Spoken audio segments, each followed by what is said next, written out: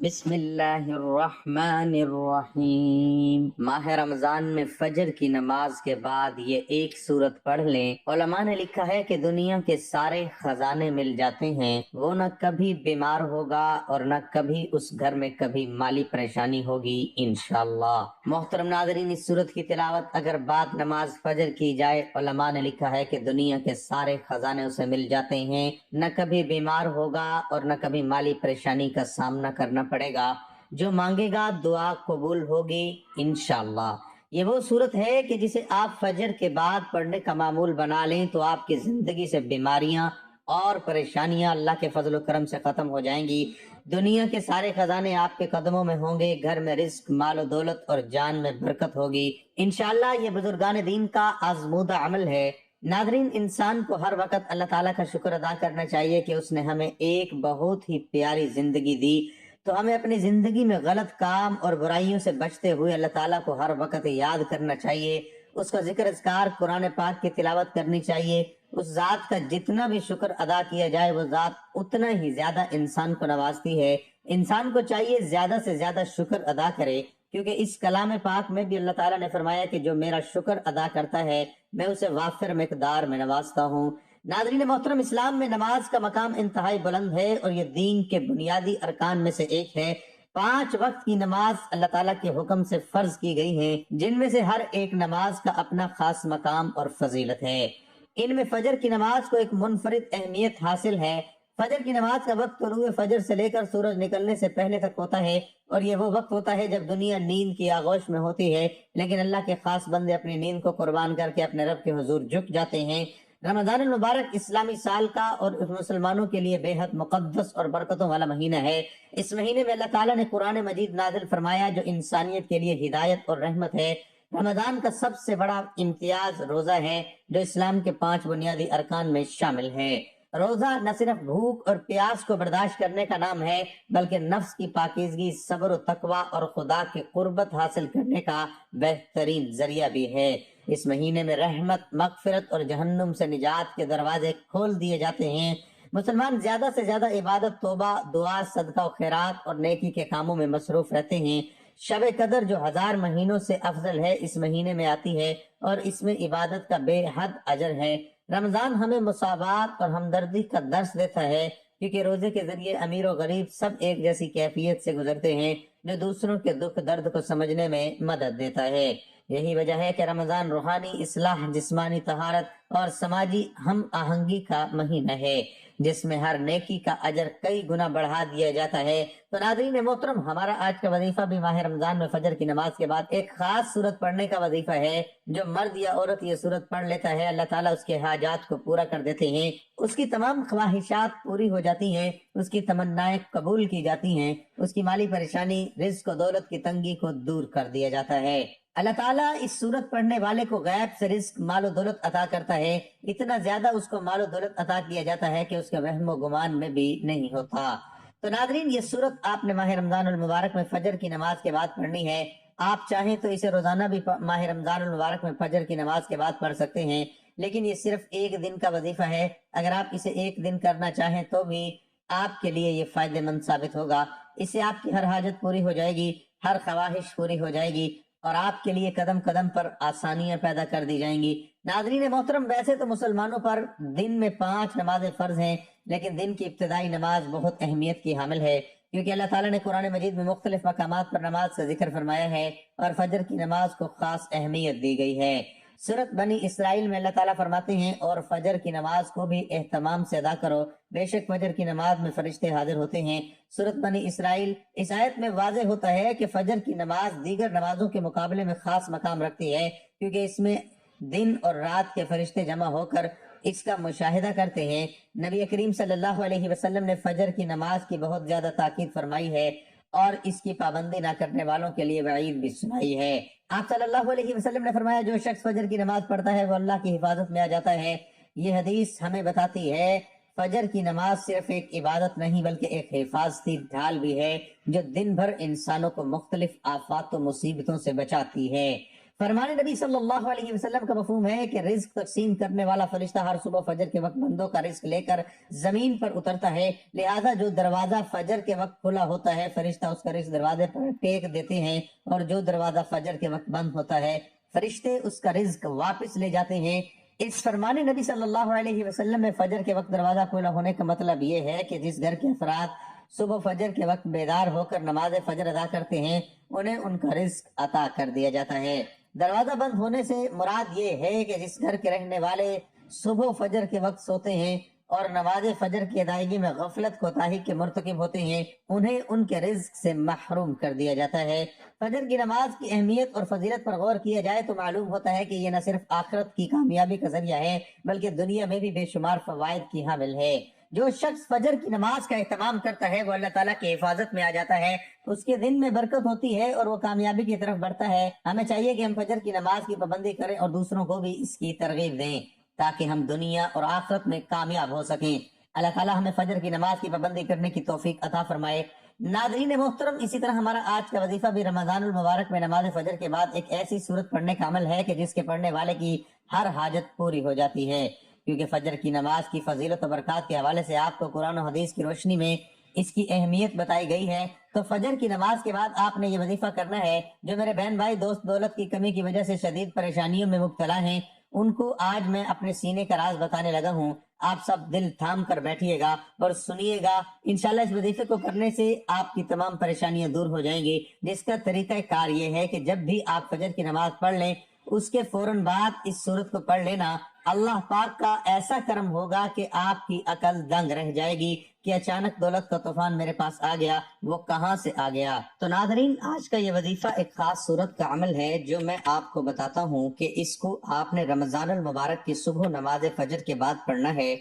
آپ کے پاس جو دولت کی کمی ہے انشاءاللہ وہ ختم ہو جائے گی۔ ناظرین، یہ ایک ایسی صورت ہے، ایک ایسا عمل ہے، ایسا وظیفہ ہے جس کو کرنے سے اللہ بہت خوش ہوتا ہے، اور یہ تو سبھی مسلمانوں کا عقیدہ ہے کہ جس سے اللہ خوش ہو جائے اس کی دنیا اور آخرت دونوں ہی پلک چھپکتے سنور جاتی ہیں، اس کے ہر بگڑے کام غیب سے ٹھیک ہو جاتے ہیں۔ اس وظیفے کو، اس عمل کو کرنے والے پر اللہ تعالیٰ اپنی خصوصی رحمت و شفقت نازل فرماتا ہے اور اس کو اپنے نیک اور برگزیدہ بندوں کی فہرست میں شامل کر لیتا ہے۔ پھر اس بندے کی جو بھی حاجات ہوتی ہیں ان کو اللہ تعالیٰ جلد پورا فرما دیتا ہے۔ اگر رزق کے حوالے سے کوئی تنگی یا پریشانی ہو تو رب کعبہ پورے سال کا ڈھیر و رزق اور دولت اس کا نصیب میں لکھ دیتا ہے، کیونکہ اس صورت کو پڑھنے سے اللہ تعالیٰ نصیب اور تقدیر کے فیصلے کر دیتا ہے۔ آپ ماہ رمضان المبارک کی ہر صبح کو اس صورت کو پڑھ سکتے ہیں۔ اس کو پڑھنے سے رب کعبہ بیٹھے بیٹھے لاکھوں اور کروڑوں کی خواہش بھی کریں گے تو میرا رب لاکھوں کروڑوں روپے بھی عطا فرما دے گا۔ یہ صورت پڑھنے والے سے رب خوش ہو جاتا ہے، اور جس بندے سے رب خوش ہو جائے اس کا ذکر فرشتوں سے کرتا ہے، اس سے نام لے کر پکارتا ہے اور پھر حکم جاری کرتا ہے اور فرشتوں سے فرماتا ہے کہ جاؤ میرے اس بندے کی ہر حاجت کو پورا کر دو، اس کا ہر مقصد پورا فرما دو، جو کچھ مانگتا ہے جیسا بھی مانگتا ہے جلدی سے جاؤ اور میرے غیبی خزانوں سے اس کی جھولیاں بھر دو۔ اب رمضان المبارک کے نیک اور بابرکت مہینے میں جب رب کی ذات تم کو دینے کے لیے تیار ہے تو پھر تم لوگ لینے سے کیوں انکار کرتے ہو؟ محترم ناظرین، سب کاموں کو چھوڑ کر 5 منٹ نکال کر یہ وظیفہ پڑھ لینا۔ آپ لوگ یقین کریں یا نہ کریں، جو وظیفہ آج آپ کو اس ویڈیو میں بتانے لگا ہوں یہ ایسا مجرب وظیفہ ہے، اس وظیفے کو کئی لوگ پڑھ کے کامیاب ہو چکے ہیں۔ پیسہ تو بہت چھوٹی چیز ہے، آپ اس وظیفے کو پڑھنے کے بعد اللہ تعالیٰ سے پوری دنیا کے خزانے بھی مانگ لو تو آپ کو اللہ پاک اپنے فضل و کرم سے عطا کریں گے۔ آپ کو جو چاہیے مل جائے گا۔ بڑا محل چاہیے، بڑی بڑی گاڑیاں چاہیے، یا کوٹھیاں یا بنگلے چاہیے، ہیرے جواہرات چاہیے، دنیا جہاں کے خزانے چاہیے، آپ یہ وظیفہ پڑھ کے اللہ پاک سے مانگ لینا۔ آپ کو فوری طور پر غیب سے اتنی مدد ہوگی کہ آپ سب حیران رہ جائیں گے، وہاں سے آپ کو پیسے آنا شروع ہوں گے۔ یہ وظیفہ آپ کو لازمی پڑھ لینا ہے۔ یہ وظیفہ دولت کا ایک بادشاہ وظیفہ ہے۔ اس وظیفے کو جو کوئی بھی سچے دل سے اور کامل یقین سے اللہ پاک کی ذات پر بھروسہ کرتے ہوئے پڑھتے ہیں فوری طور پر مالا مال ہو جاتے ہیں۔ غیب کے خزانے حاصل کرنا چاہتے ہیں، غیبی طریقے سے امیر ہونا چاہتے ہیں، تو راتوں رات اپنے حالات کو بدلنا چاہتے ہیں تو بالکل سستی مت کرنا۔ آپ لوگ بڑی سستی کر جاتے ہو، کوئی ویڈیو آتی ہے پھر سوچ میں پڑ جاتے ہو، آج پڑھیں گے، کل پڑھیں گے۔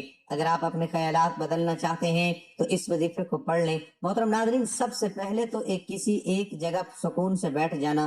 سب سے پہلے ایک مرتبہ اعوذ باللہ من الشیطان الرجیم پڑھیں، اور پھر ایک مرتبہ بسم اللہ الرحمن الرحیم پڑھیں۔ اس کے بعد ایک مرتبہ درود پاک پڑھنا ہے اور یہ عمل پڑھنا شروع کر دینا ہے۔ یہ عمل پڑھنے میں بہت آسان ہے۔ یہ عمل اتنا آسان اور سادہ سا ہے کہ کوئی چھوٹا بچہ بھی اگر چاہے تو بڑے آسان طریقے سے پڑھ لے گا، کیونکہ یہ مشکل وظیفہ نہیں ہے کہ آپ لوگ نہ پڑھ سکیں، بلکہ بالکل آسان ترین وظیفہ ہے۔ شاید آپ نے اس سے زیادہ آسان وظیفہ اپنی زندگی میں نہ کیا ہوگا۔ یہ وظیفہ میں نے سینکڑوں لوگوں کو اپنی زندگی میں بتایا ہوگا، اور یہ میرا اپنا ذاتی آزمودہ عمل ہے، میرا اپنا ذاتی آزمایا ہوا یہ وظیفہ ہے۔ ایسا کوئی دن نہیں ہوتا کہ میں نے یہ وظیفہ نہ پڑھا ہو۔ آپ لوگ اس وظیفے کو اگر صرف ایک بار بھی پڑھ لو گے تو اتنا آپ کو فائدہ ہوگا، اتنی دولت آپ کو ملے گی کہ آپ لوگ بے چینی سے اگلے دن کا انتظار کرو گے۔ یہ وظیفہ فوری طور پر آپ کے حالات کو، آپ کی زندگیوں کو بدل کر رکھ دے گا۔ آپ کی قسمت کے بند دروازے کھل جائیں گے انشاءاللہ۔ وظیفہ پڑھتے ہی اللہ پاک کرم فرمائے گا۔ بڑی سے بڑی آپ کو پریشانی ہے، گھر میں آپ کے خاکے ہیں، مفلسی ہے، لاچاری ہے، آپ لوگوں کا کوئی کام نہیں، کاروبار نہیں، جاب نہیں، آپ کا کہیں دل نہیں لگتا، گھر میں برکتیں نہیں، آپ کے اوپر اگر بے شمار قرضہ ہے، قرضدار پریشان کرتے ہیں، تو آپ لوگ اگر اس طرح کے معاملات میں ہوں، اس طرح کے حالات میں ہوں، تو یہ وظیفہ ماہ رمضان میں آپ لوگ لازمی کر لینا۔ 2 منٹ نکال کر جہاں کہیں موجود ہوں سکون سے بیٹھ جانا۔ یہ وظیفہ کرتے ہی آپ کی نسلیں انشاءاللہ دولت سے کھیلیں گی، اتنی دولت آپ کو ملے گی، اتنا پیسہ آپ کی جیب میں ہوگا، آپ سے سنبھالا بھی نہیں جائے گا۔ یہ وظیفہ جس کو بتاتا ہوں، پہلے کہتا ہوں کہ اگر دولت سنبھال سکتے ہو تو ہی یہ وظیفہ پڑھنا، ایسا نہ ہو پھر آپ سے دولت سنبھالی نہ جائے گی۔ دولت رکھنے کی جگہ ہو اور دولت سنبھال سکتے ہو تو ہی یہ وظیفہ پڑھنا۔ یہ وظیفہ پڑھتے ہی آپ کی زندگی میں دولت کا طوفان کھڑا ہو جائے گا۔ ناظرین اکرام، آج ہی ہر انسان پریشان ہے، کسی کو جانی پریشانی ہے تو کسی کو مالی ہوتی ہے، اسی طرح سے کوئی رزق کی پریشانی ہے تو کسی کو عزت و آبرو کی پریشانی ہوتی ہے۔ امیر اپنی کوٹھی میں پریشان ہے، اس سے دولت سنبھالی نہیں جاتی، تو غریب جھونپڑی میں کوئی روزگار اور حالات سے نالاں ہے۔